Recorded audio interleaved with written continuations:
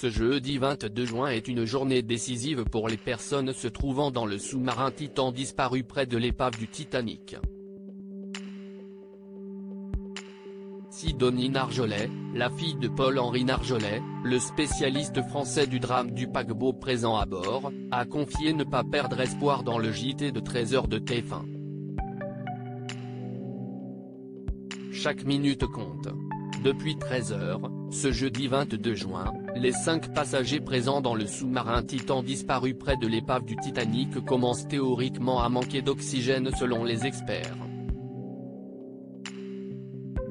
Au sein de submersible, se trouvent les Pakistanais britanniques Shahzada Dawood et son fils Sulman, le Britannique Hamish Harding, l'Américien Stockton Rush qui pilote l'engin et le Français Paul-Henri Narjolet, un des spécialistes reconnus mondialement du Titanic.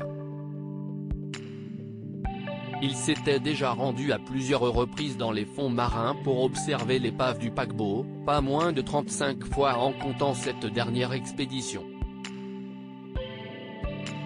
Il y a encore une possibilité de les retrouver vivants. Sidonie Narjolet, la fille du spécialiste garde espoir ce jeudi 22 juin. Sidonie Narjolet, la fille du spécialiste du Titanic, a accepté de témoigner dans le JT de 13h de TF1 alors que la situation commence à devenir très préoccupante pour les passagers.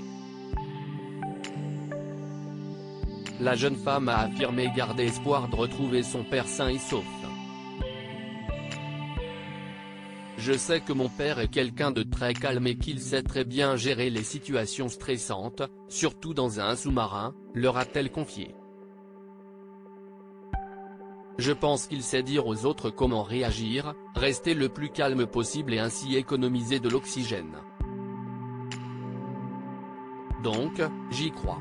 Bien sûr, les heures à venir sont décisives, mais il y a encore une possibilité de les retrouver vivants.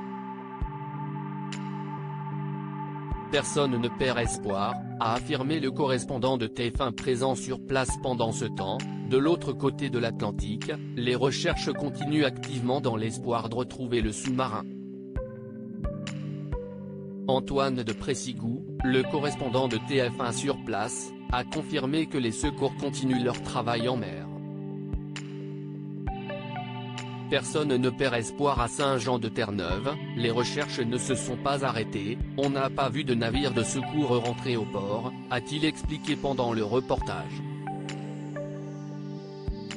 La zone de recherche a également été élargie autour de l'épave du Titanic dans l'espoir de les retrouver.